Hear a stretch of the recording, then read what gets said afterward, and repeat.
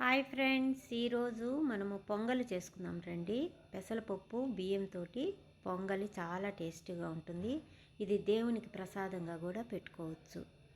వేడివేడిగా తిన్నారంటే అదిరిపోతుంది అంతే.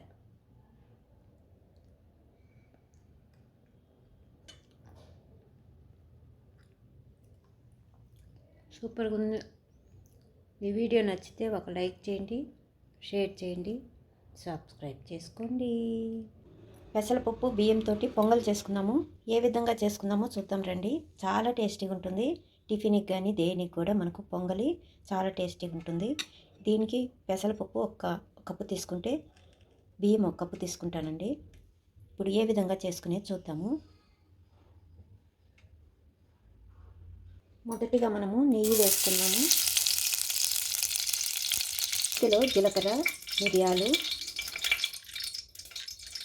ఇంగువ,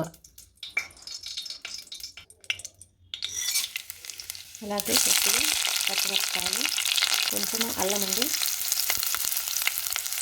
కొద్దిగా కరివేపాకు. మనం ఏ కప్పుతో అయితే తీసుకున్నామో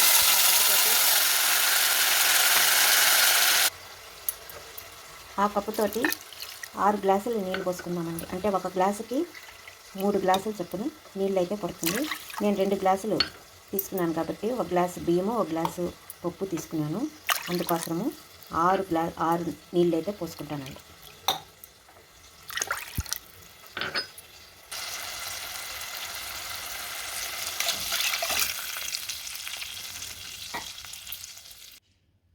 ఇప్పుడు దీనిలో కొత్తిమీర వేసుకున్నాను. కలర్ కోసం కొంచెం పసుపు వేస్తానండి. కొద్దిగా పసుపు వేసిన వల్ల మనకు చాలా బాగా వస్తుంది పొంగల్ చూసేదానికి. కానీ కొద్దిగా ఉప్పు టేస్ట్కి. దీనిలోనే కొంచెం వేయించిన జీడిపప్పులు వేసుకున్నాం. ఇప్పుడు కుక్కర్ మూత పెట్టేసి ఒకటే విజల్ తెప్పించుకున్నామండి.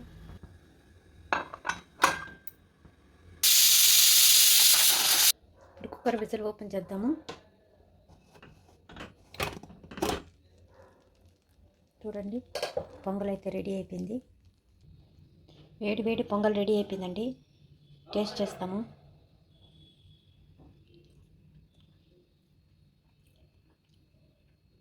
సూపర్గా ఉంది.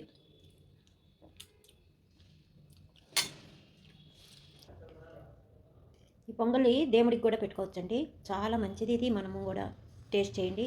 ఈ పొంగల్ అంటే అందరికి ఇష్టమని నేను అనుకుంటాను. చాలామందికి ఎలా చేసుకోవాలో కూడా తెలియదు. అందుకోసం ఈ వీడియో పెట్టాను.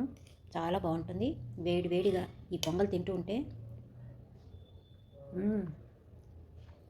నేనైతే ఇది కారం కూడా పెట్టుకున్నా. అంటే నిమ్మకాయతోటి మేము చేస్తామండి. నిమ్మకాయ పచ్చడి అంటాము. అది పెట్టుకుంటే చాలా బాగుంటుంది పొంగల్లో.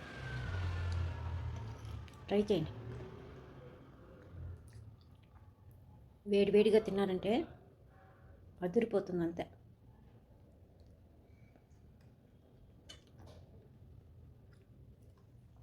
సూపర్గా ఉంది. ఈ వీడియో నచ్చితే ఒక లైక్ చేయండి, షేర్ చేయండి, సబ్స్క్రైబ్ చేసుకోండి. బాయ్.